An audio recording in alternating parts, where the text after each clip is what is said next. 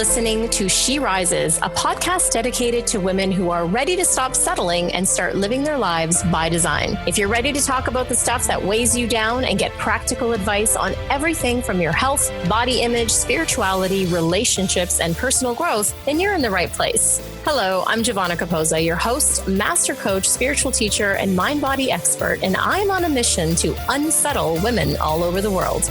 Are you ready to rise?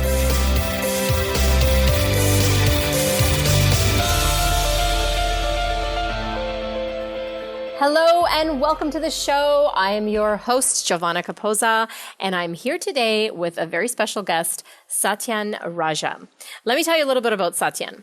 Satyen is the founder and president of Warrior Sage, which is a living synthesis of Eastern wisdom and Western practicality, combining the power of the warrior and the wisdom of the sage. He is a lifetime black belt martial artist and a penetrating real visionary who compels his clients to harness their greatest obstacles and transform them into their most powerful gifts.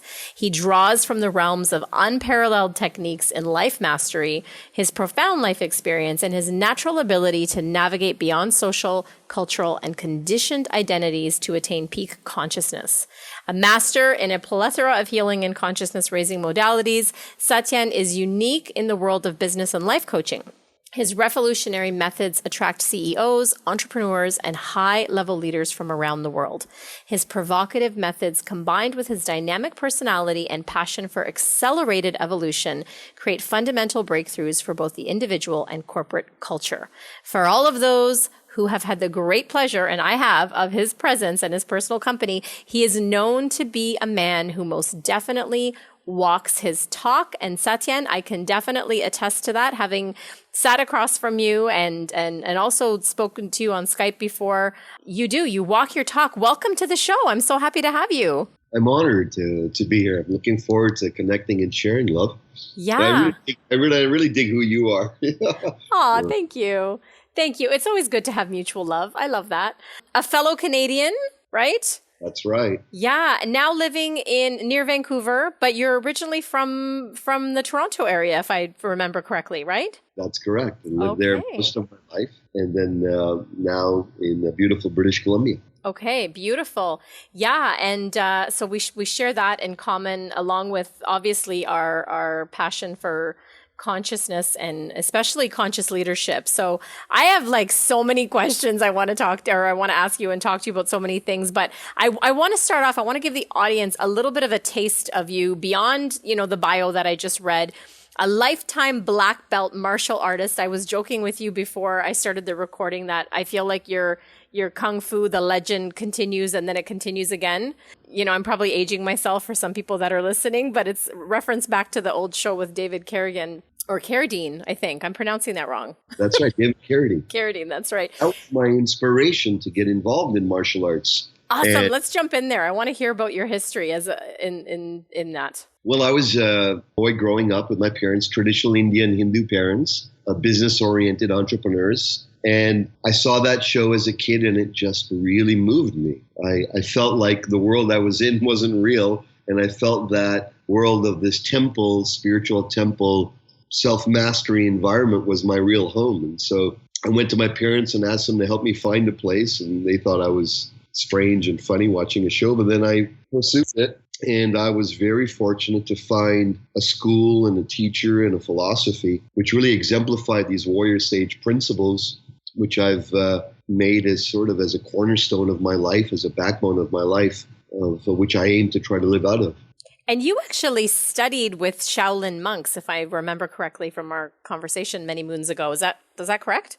My master was a Shaolin Kung Fu master, but he was beyond just the physical idea of martial artist. He was actually awakened in very powerful ways. And also in the company of our whole martial arts school, I was really influenced and touched by very high-level, ethical, integral warriors, ones who were living higher virtues, and we're just saying them, but we're actually living them and demonstrating them. So I was very fortunate to have these imprints early on in my life, Yeah, it's totally amazing. I remember when we first met, I guess it was June of last year, and just being completely fascinated with your training, physically and mentally, and just how you bring that into how you mentor and train and speak to people now. So tell us a little bit about that. So tell us, these humble beginnings with this TV show influence. And obviously you got, how does one become a lifetime black belt martial artist? Like, how does that even happen? Well, I started off as a beginner when I was 12, and I just worked my way up and became an apprentice instructor.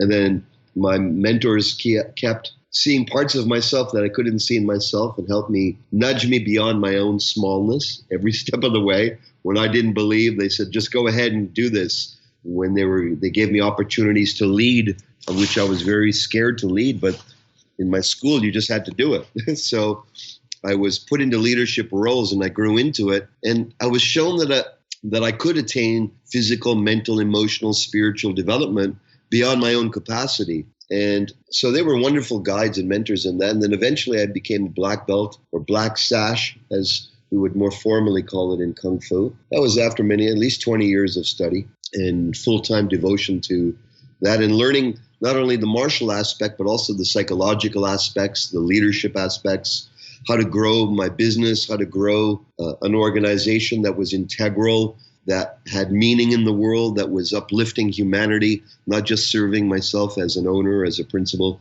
So it has been and continues to be a journey of learning to master the self, but also making myself a gift, a greater gift to serve others. And to me, that's really the only fulfilling, true way, absolute way that I find fulfillment is when I'm making a difference.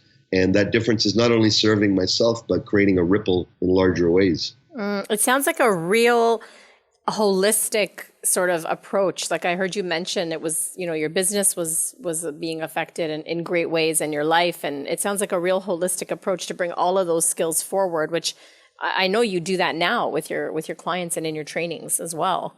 Well, in this warrior sage tradition, and there's many warrior sage traditions that have influenced me.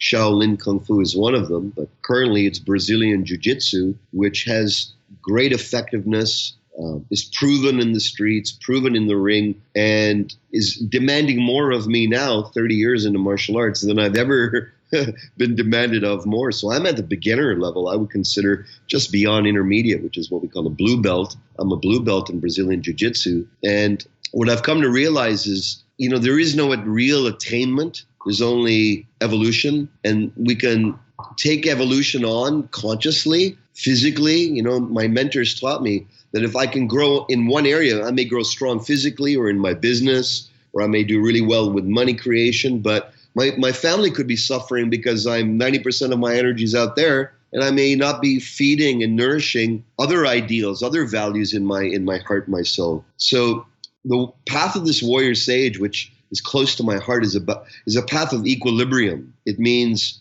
having serenity mentally and emotionally so that I'm not in a state of struggle. When I'm training leaders, the number one thing I'm dealing with is struggle, overwhelm, tension in relationships, tension. There's always some type of brooding fear to deal with. Mm-hmm. Yeah. Some trying not to go back to a loss that we had in the past. I'm so happy you're bringing this up because, as you know, the show is called She Rises. It's mainly dedicated to women, although we have some, men in the audience, I'm sure.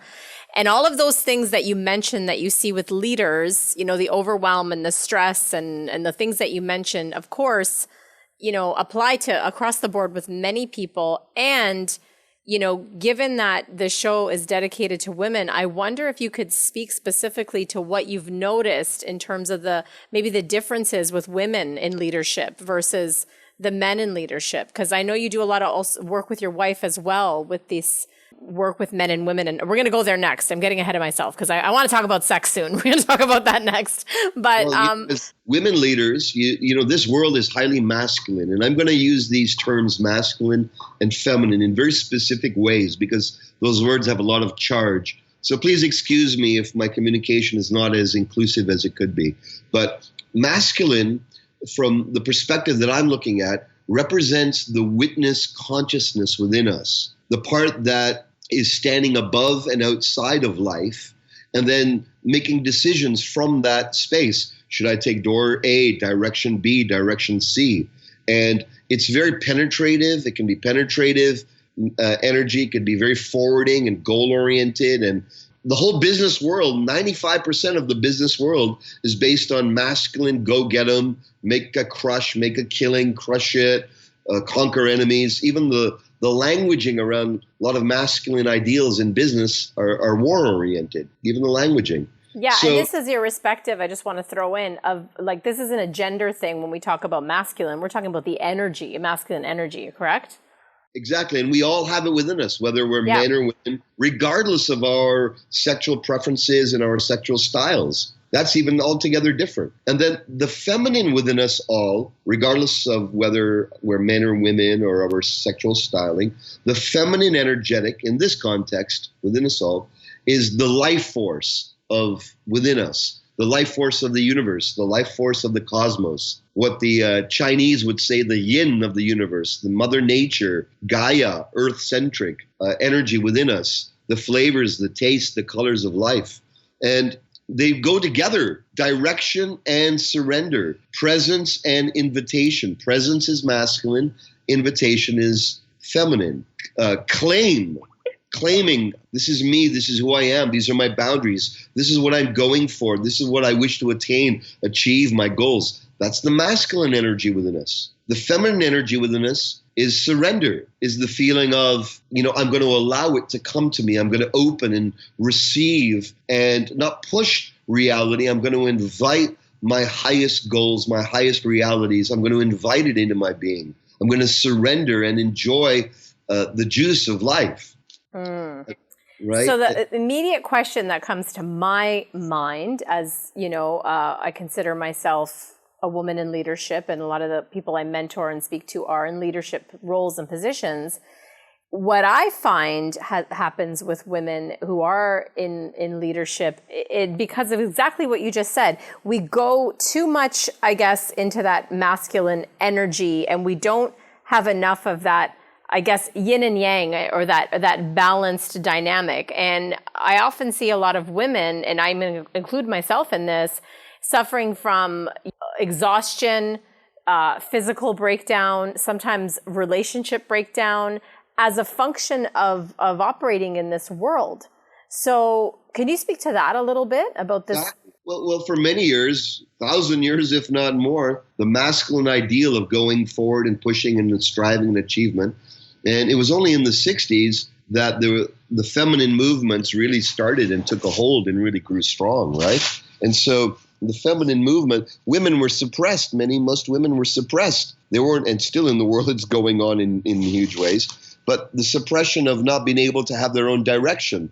In other words, atrophying one's direction is atrophying and killing your masculine energy. So 60s, 70s, 80s, 90s, and currently, a lot of women who have had their direction, their ability to choose their earning, their capacity, what type of work they want to have, they're reclaiming this energy, which is healthy for women as a whole. Unfortunately, the backlash, the dark side of that is because you have to go from one extreme of no empowerment, now going into full empowerment. The ideal is let's become just as successful as this masculine ideal. And unfortunately, that's what burns not only women out, will burn out men out, burn everyone out. This world, the business world, the attainment world, the achievement world is excessively too goal-oriented and crush-it-oriented. You can, for the sake of our well-being and the nature of our long-term sustained societal well-being, let alone our own health. So we all have to nourish the feminine within us, whether we're men or women, whether we're masculine or feminine. We all need more feminine replenishment, which means inviting health into our lives, inviting surrender, smelling the roses, inviting flow state, expressing our own inner nature more, not just conforming and measuring ourselves up against other people's success and seeing how can I be successful as them, how can I match them. And it's about really coming home to our true innate wisdom, bodily wisdom, our bodily love for ourselves, love for our environment, love for our children, love for our presence, our future. This feminine replenishment, when we bring that, trust me, the wealth we can attain is far greater than the two-dimensional wealth that we've been promised. I love that. I wrote down the word replenishment because it sounds so yummy and so I think what's needed, replenishment of our souls, replenishment of our energy. You talked about health and surrender and vitality. And if we could speak a little bit about that, like let's dive into that a bit more, because I think if we can give some people some like practical tools, like how does one replenish? How does one bring this, invite this, surrender and flow state into their business, for example? Well, the first place is to take a look at where there's charge, where there's a lot of emotional tension in your being, in your body. To take a moment to scan through your body, your face, your throat, your chest, your solar plexus, your belly, your genitals, your ass, really. Where is there tension in your body? And then feeling that tension is one thing. But, there's many ways to look to reduce tension, massage, breathing techniques, and visualization techniques. But I tend to find them superficial because they don't deal with the core.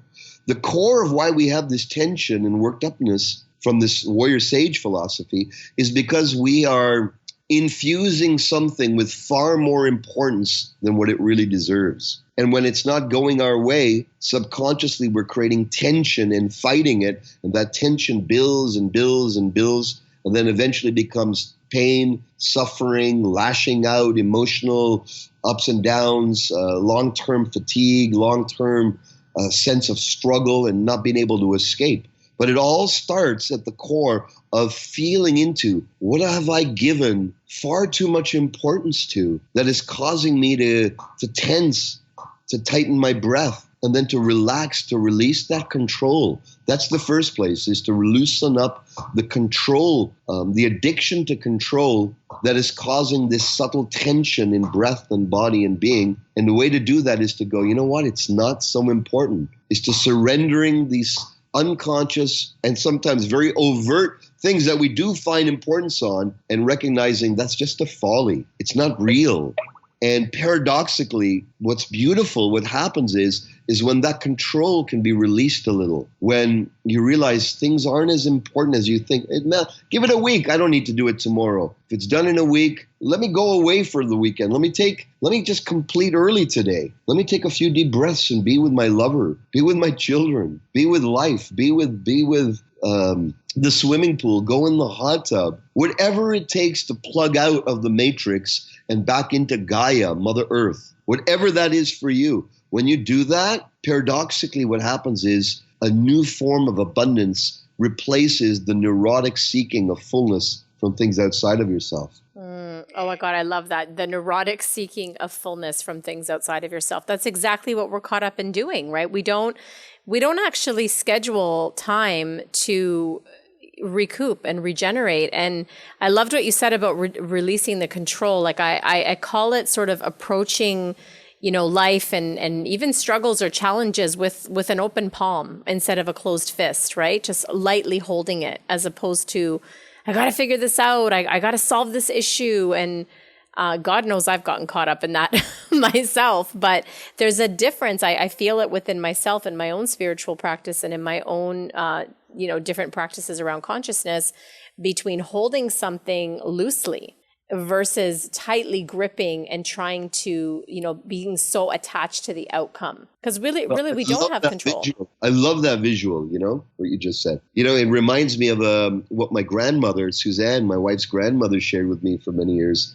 And she said, if you need to pick up some sand from the beach or water and bring it somewhere, let's say sand from the beach, and you need to bring it to your car for something to show your kid or whatever, how tightly would you hold that sand? If you hold it too tight and squeeze it too tight, the sand squeezes between. And if you hold it too loose, it falls through them. That's a great analogy. That is, it's exactly to the point. Yeah, of just holding something lightly with an open palm. Yeah, exactly.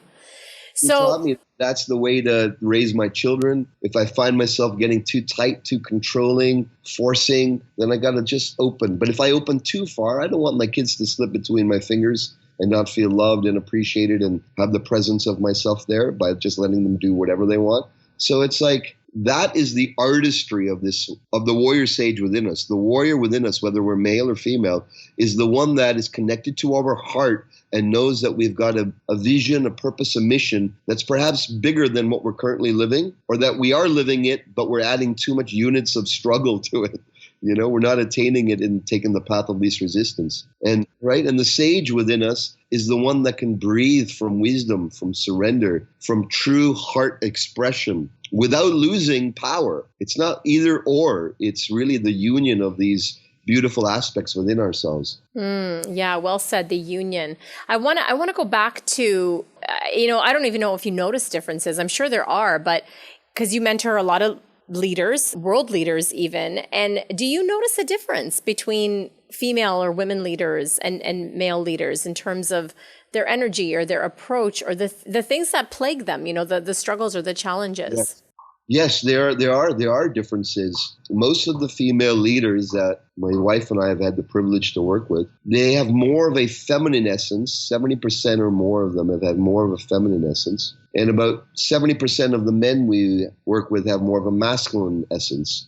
These are just general sweeping, and when you say essence, are you referring to their, the energy that yes. they embody? Yes, their core natural resting place. Right. So in other words, the female leaders that we've worked with, they need even more feminine replenishment. And it's much easier for them to go out of balance when they don't feel their family is being served, when they feel disconnected from the flow of love. It's even more detrimental and comes up faster and stronger with more tension, and sometimes physical ailments show up faster when there's a lack of feeling of love in the family, love in their body, that they are being loved, that they get to share love and connection. They could be doing kick-ass in business. The numbers could be soaring, but if their relationship with their beloved, or they're lonely and they're feeling that they wish to have a partner that they can evolve with in a fun, ecstatic, sexy way, and somehow they're not getting that fulfilled, then the symptoms can be trying to push excessively even harder in the masculine dimension to somehow cover compensate. Up, to compensate for the heartfulness, the feeling of starving in the heart, Oh my God, I can feel that as you're saying it, the feeling of starving in the heart, because as a woman, and especially a woman that, let's say, is more, like you said, predominant towards having the feminine energy or essence within her. As women, one of our highest values is love and connection. And so I definitely see how we can, if we're not getting that, we're overcompensate, keep ourselves busy, keep ourselves striving, keep ourselves achieving. And yet I time and time again see it with my clients as well. Like, it shows up physically much faster than the male counterparts. So yeah, that's great point. You know what the subconscious fear is that if I focus on relationship and cultivating love and bringing this type of, there's no linearity to that. You can have a dinner and have your friends over, or your family, or you don't know what the outcome's going to be. Whereas you can predict outcomes. If I dial this up level this dial in the business, it'll have some effect. But relationship is a great unknown. And so sometimes our fear is that if I focus on relationship, my business may be a detriment. I have never had that fear. I say sarcastically. A lot of men have that fear, and that's why they push even harder in business and delay the feeling of one day when I've attained X amount of success, whatever that is to the individual, then I'll be finally free. And that is the masculine illusion. And the feminine illusion is one day when I have this type of love, when I have the love I really want, and the flow of love is happening the way, then I'll be actually truly happy. And those two are illusions that we carry within ourselves that I try to bust on this path when I'm coaching and I'm guiding, because it's only from the love that we actually have now, the love that is already fulfilled within us, that we can expand love, not from incessantly seeking it from anything or anyone. And this is where the warrior sage discipline comes in, and the gentle self-loving reminder that I am love, and from the love that I am, what can I express today? In other words, when you want what you already have,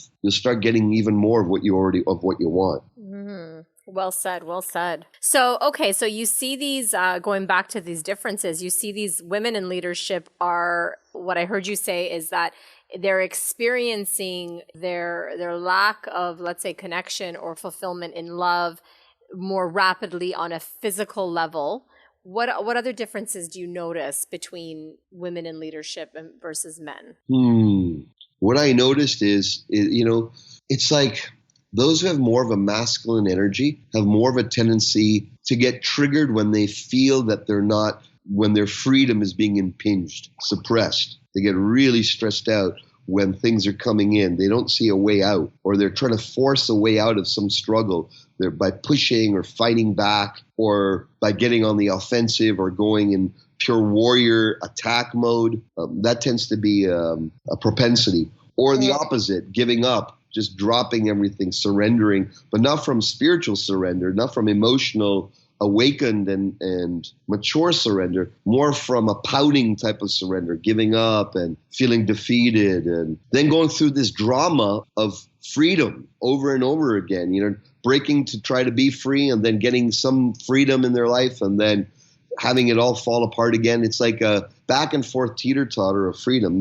That's an unconscious pattern that the masculine has until they start having deeper levels of self-realization that they are greater than this illusionary game of defeat and gain.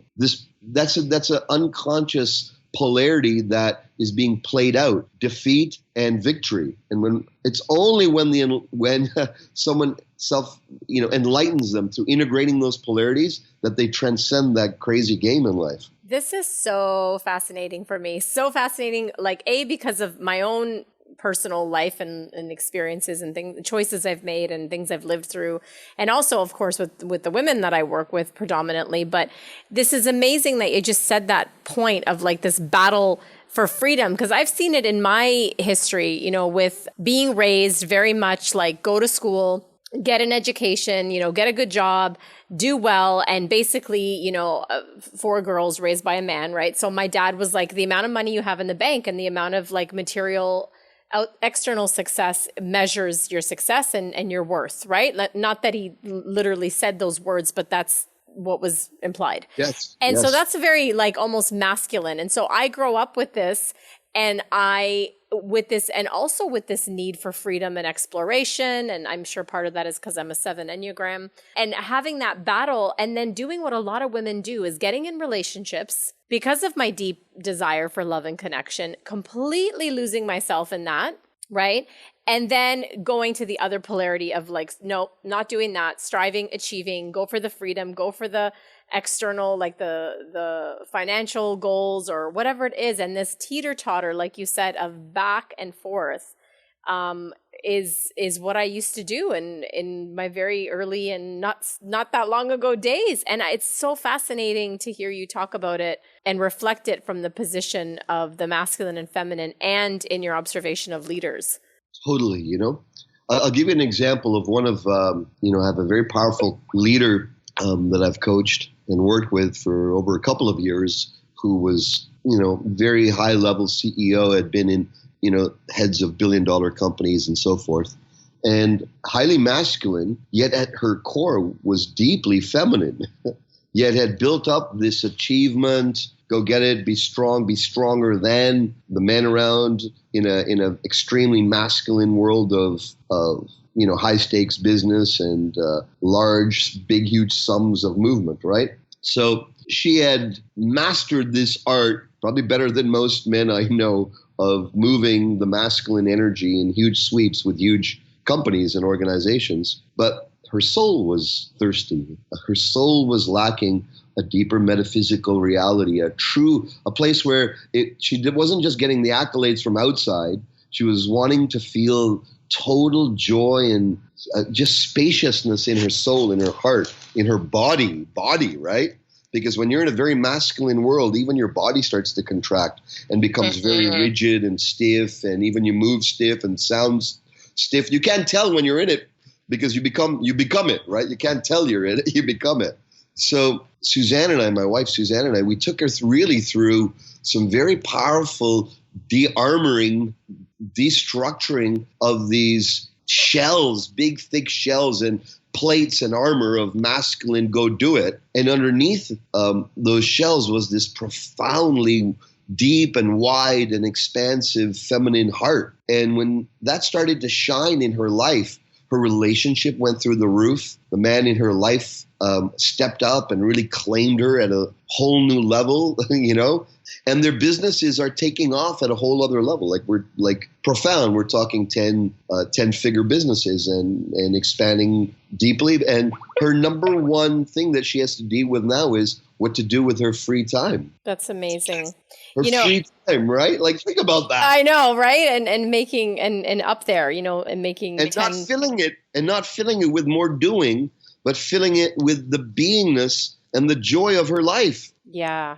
Oh, exactly. I love that you use the word you're using so many beautiful words here, like replenish and thirsty and spaciousness. Yeah. I almost as you were talking, I just took a deeper sort of breath into my chest. It's sort of like this profound truth. And one of the things I noticed when I was in my clinical practice, so for those of you that are listening that don't know the background, I'm a trained homeopathic doctor and holistic nutritionist, and I did all kinds of mind-body medicine things. And I would always notice the energy and the mindset of the women coming in, because I predominantly specialized, in allergies and sensitivities, but in women's issues. And it never ceased to amaze me, and this is part of my love of mind-body medicine, just seeing the manifestation in the body, of illness or dysfunction or dis-ease, and correlating it to their way of being in the world. And more so this beautiful word, this lack of spaciousness, and not listening to that craving in their soul of wanting more, like that fulfillment. Yeah. It was crazy for me to notice it. And it's what happens. It manifests as illness in our body. Yeah. So I want to, we're talking about these polarities and also for the people listening, when we talk about, or you hear Satyen saying masculine and feminine, it's really the energetic quality. It's not gender specific or even, related to sexual orientation. It's an energy that we're talking about. And having said that, I want to talk about sex and talk about relationships. I know you and your wife, Suzanne, do these amazing intimacy workshops. And this thing that we talked about in terms of women in leadership and falling too far in their masculine, this happens in relationships too, doesn't it? Totally. Yeah. Tell us about that a bit. It happens in relationships where the demand of a masculine world of success becomes so imprinted that masculine shell of doing carries forth into the intimacy dimension. And then one's feminine true heart becomes crushed and dried out by excessive use of this directive energy. It hasn't had its counter, which is replenishment and spaciousness and nature and self-love and massage and oils and scents and self-love and self-care and communal enjoyment. That's another huge part of feminine replenishment, is communal enjoyment, getting together with family, with other feminine people, with other people, celebrating, cooking together, massaging together, things that are not designed to help you go anywhere. Quite the opposite. It's the enjoyment of just being together for being together's sake. Yeah, it's the being. I always tell people be more, do less, right? It's just the art of being.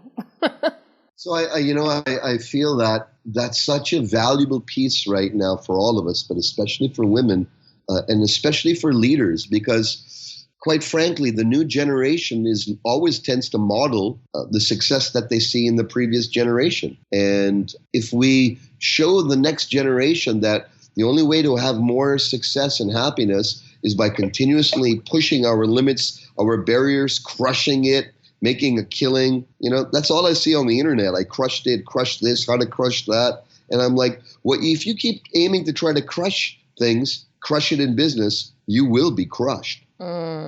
It's violent, even the word itself. Everything is a mirror reality for a warrior sage. The crushing that you do to push, to extreme yourself out, to make it to the edge, there are other ways. The ones who've made it by crushing it, just take a look at their life behind the scenes a few weeks, some months from now. the paleness in their faces, the exhaustion, the novel that'll come out later of what was really happening behind the scenes. Yeah, and it's interesting when we talk about the language we use and the power it has and the energy behind it, and going back to, I was remembering as you were talking, going back to the relationship thing, I remembered a while ago listening to one of David Deda's teachings. I can't remember which one it was, but he was talking about, kind of like shaking off and switching gears for a woman who's been in like doer achiever mode all day. And it brought me back when you were talking to my last relationship, where, we would be in very open conversations about this masculine and feminine energy. And, there was a couple of times where we sat down, had a conversation, and it was, you got to shut that off. Like you need to have some transition, because I was going straight from like talking to clients, being online, doing stuff, or like numbers or whatever. And then I was going straight into, trying to be present with my partner. And it wasn't working for him. It wasn't even working for me. I almost felt like not great in that moment. And I found that I had to start having these practices of like, switching my energy and like, to either showering it off or doing a quick meditation or doing something to get back into my feminine energy. And I wonder if you can share some warrior sage tips for the women listening who are achievers, who are leaders. How can they flip into that, especially when they're coming home to their partner who might be more in the masculine energy? But my wife Suzanne's the expert on this, so I'll share with you what she does. Okay. Awesome. All right. So what she does is, we'll have to have her on part 2. Absolutely. What she does is she actually separates from me. Like if I come home or she comes home and we're coming in, we've both been putting out some really strong energy throughout the day or whatever, we've been in meetings or whatever, guiding, coaching, we'll actually separate. She'll take off. She'll go somewhere. She'll go to the spa. She'll go for a walk in nature. She loves massage, so she'll go for body work. She'll go for a lot of it. And before, she didn't invest in self-love a lot. But when she started doing this, oh my goodness, when she comes back home, she's sparkling, shiny. And then there's this beautiful energy between us, because we've had this time of what we call polarity time, where we remove ourselves from each other's company just to get the spice going, not just as a breather, but I'll do what I need to do to have my replenishment. But so she'll go for massage, body work, she'll do yoga. Really what makes her get back into her body and feel good about herself and feel she honors her body. And she also will honor the sacred. So she'll spend time with an altar. Sometimes she'll do a dance and do sacred dance in front of an altar that means something to her. So she doesn't have a set, and it's not like A, B, C, D, which is very masculine. It's really trusting her bodily wisdom to replenish her. And every time it includes something physical and emotional and spiritual for herself. You know what? I'm actually really happy to hear it from your perspective, because a lot of women, when giving that coaching or advice about becoming more embodied, right? Listening to your body, like dancing or moving or yoga or something, or even the self-care piece. I like that I'm hearing it from your end, because a lot of women, they almost feel selfish to do that. But hearing it from your perspective, you're receiving from that, aren't you? When your wife takes that time, who she comes back as is more. I love it. I encourage it. Right?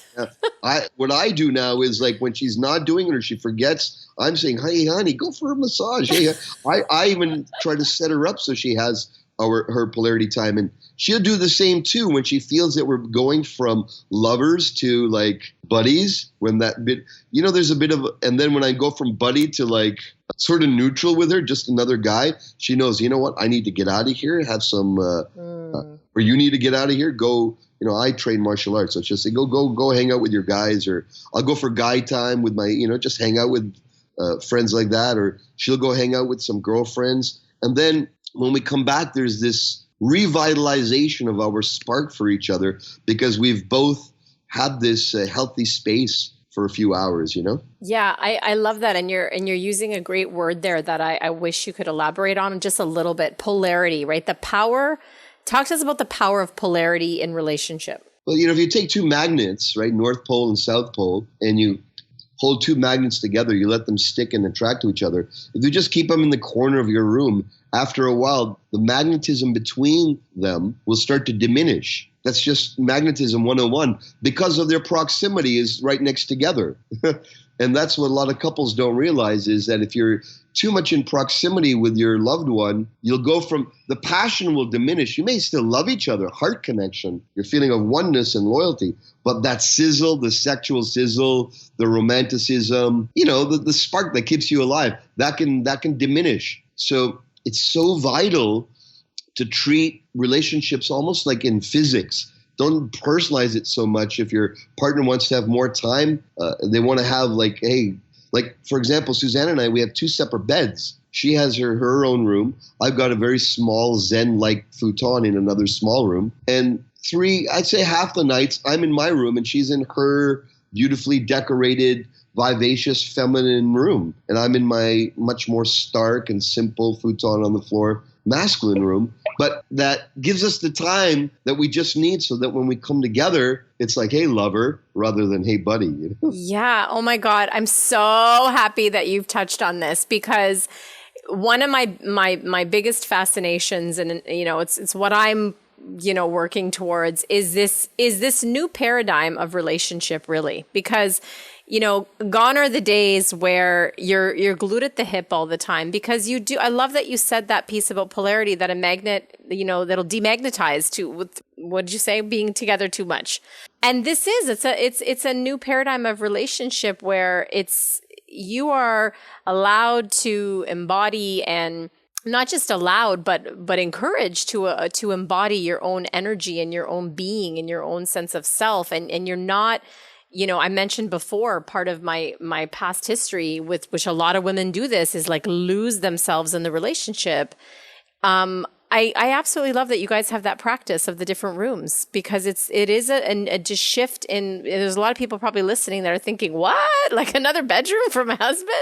And I'm thinking, yes, another bedroom. That's awesome. But it's a different paradigm. And I'm so excited that we're talking about this. And in terms of polarity too, like just for people that are listening, like the masculine is a polarity and the feminine is a polarity, right? Feminine. Yeah, like if you're two masculines in the same room, you're going to depolarize each other. In the same way, if you take two north poles on a magnet, you're going to push each other apart. So, for example, if I'm the ravisher and my wife's the ravisher all the time, then no one's going to get ravished. If I'm always ravishing and taking my wife in a strong masculine way in lovemaking, I love that. She loves that. But hey, I also love when she goes on the aggressive and goes on the hunt and takes me in a lovingly ravishing, and ravishes me. So it's like not being stuck in male roles or female roles, not being stuck in any of it. It's really about learning to expand your art of going between masculine and feminine, no matter who you are, no matter what sexual preference you have, no matter if you're male or female, getting really good at playing the scales. And then when you play them, it becomes more magical, more artful, more sexy. You're not just doing the same thing over and over again, in a small bandwidth of music. Yeah, it's a dance, right? It's a dance, and there's a big. The word that keeps coming to me is this allowing, right? Allowing. Exactly. Yeah. Allowing and evoking. Tell us about that. Well, when I'm giving more presence to my goddess, right, Suzanne, then she naturally wants to have and offers me more invitational, seductress energy. But if I'm not present, she doesn't want to offer me her invitation, right? And sometimes I'm not present, but because we love each other, she offers me her invitation, which then lures and draws me into greater presence. So we can evoke presence and invitation out of each other, or we can wait until our partner's perfect and demonstrating it before we give them part of our energy. That's that's like codependent relating, That's like you give me and then I'll give you and then it's a game. But in an evolutionary, passionate relationship, it's like, how can I be first to be more present? How can I be first to be more inviting? The same goes with claim, the claim energy. You're mine. I love you. We're going this direction together. If I don't have that claim in relationship with Suzanne, it's like, yeah, whatever, love. Yeah, whatever. I don't know, whatever. There's no claim there. That's sort of wishy-washy. Yeah, right? That's so not sexy, Satyen. Right. But when I say, hey, yeah, that's Yeah. right. Yeah, let's go for that. Let's do Italian. Let us deepen our relationship this way. Yeah, let's make this happen. It's like, yeah, I stand for that. I stand for us. I stand for our relationship. That's a claim, and that's so sexy. And that evokes in the feminine within us surrender. It feels safe. Exactly. Right? I always say the 3 sexiest words that any woman can hear from a man, or at least for me, is "I got this." Exactly. That's claim. And the surrender is, thank you. I appreciate that. I honor that. Thanks for taking that up. It doesn't matter who's the man and who's the woman who does it. It's being able to play both of those energies of claim and surrender. Yeah, I want to talk a little bit more about that of because this is great of having, not just role specific. So playing with that. So how does that look like in your relationship? When I can see how it would look like for you as the masculine to claim, how would it look like in Suzanne doing that? And then what's your reaction?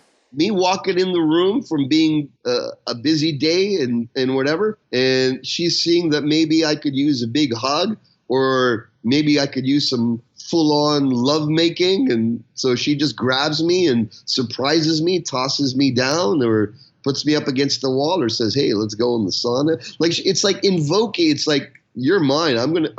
She's feeling what would open me greater than what would just open herself. Oh my God, I love that. That is so good. Yeah. And I love being taken strongly in erotic ways. But I also love taking my lady in erotic ways strongly.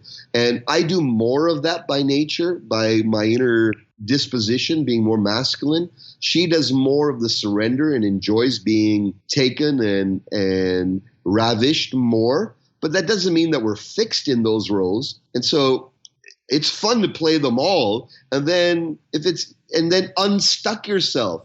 If you're always the ravisher, let your woman take you or let your man take you. If you're always the one surrendering and being gentle, once in a while you try grabbing your partner in an erotic, surprising, wild, crazy way and surprise the heck out of them. Do things that you would have never done before. So it's going beyond the comfort zones, beyond the safe zones, only if you have a safe partner. None of this, you can't do any of this if you don't have a safe relationship with mutual love and respect and wholeness. So I'm only speaking to those who have that as a ground base, okay? Yeah, absolutely. Absolutely. This is so great because we can take this and sort of stretch this into all areas of the dance of life, and even for women that are, like we talked about before, in leadership or in business, like where could you invite more of your feminine essence? Where could you create more spaciousness and that amazing word replenishment? I love that. Is there one thing or two things that you could maybe leave the audience with, that whether it's a tip or a tool or some practical piece of advice to create more of this spaciousness within them, and maybe even within their relationships, see things start to shift and change? What's the one or two things you might leave us with? Can I get a little risque? Yeah, go for it. This is this is not PG rated. All right. So, literally, have a girlfriend or yourself go with you to a lingerie store. Find perhaps your girlfriend, have her choose lingerie that you would wear underneath your daily clothes, your work clothes, business attire, that you most likely wouldn't wear yourself. You wouldn't choose yourself, perhaps outside of your color zone, your comfort zone. Have a girlfriend choose it and give them the assignment of, I want you to pick something that's going to sizzle me, shake me up a little, shift my energy, help awaken my femininity a little bit more. Because if you choose it yourself, you'll tend to choose things within your default comfort zones, right? Maybe a little risque, but that's why it's good to have a girlfriend who can be playful with you, choose for you, or you can even give her the assignment, tell her your size, and she brings something, and you must wear it underneath your, let's say, business attire. Now, in the morning when you're putting it on, go through a ritual of finding sensual, sexual, erotic music that allows you to feel good enough and self-loving enough to self-love yourself, to self-pleasure yourself while you're putting on or seeing yourself dance in this lingerie. And then with that energy of self-love, self-pleasure, wearing that, then put on your business clothing and attire with a little wink that you give yourself in the mirror because no one else knows you've got this going on underneath. I love it.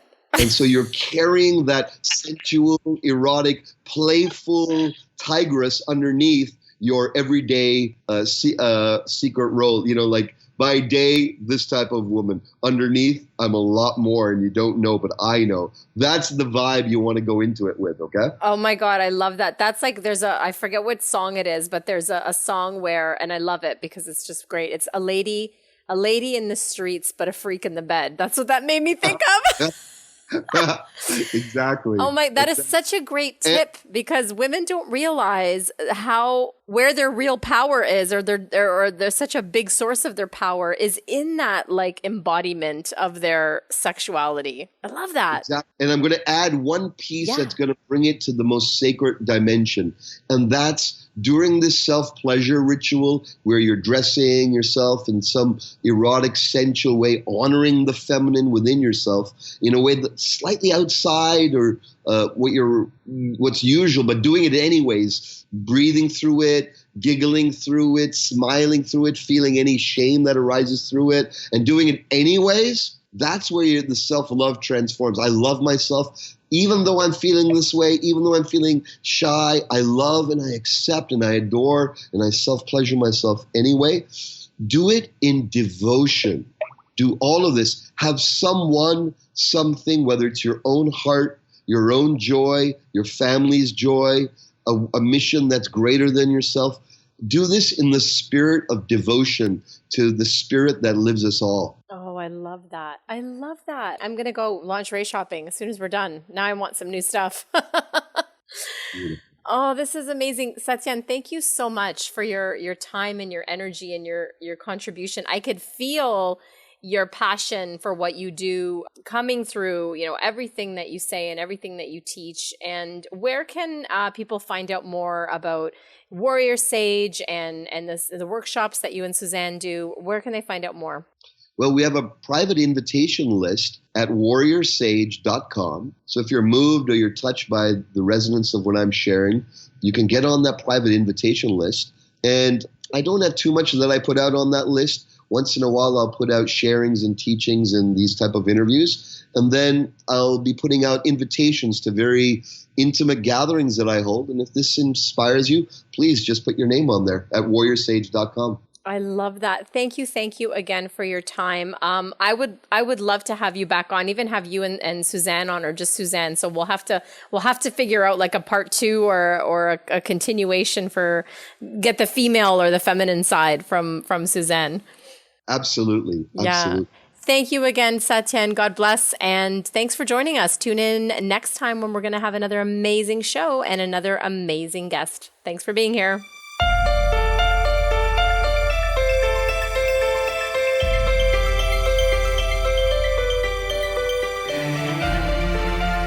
Thank you so much for tuning in, and keep rising, everyone.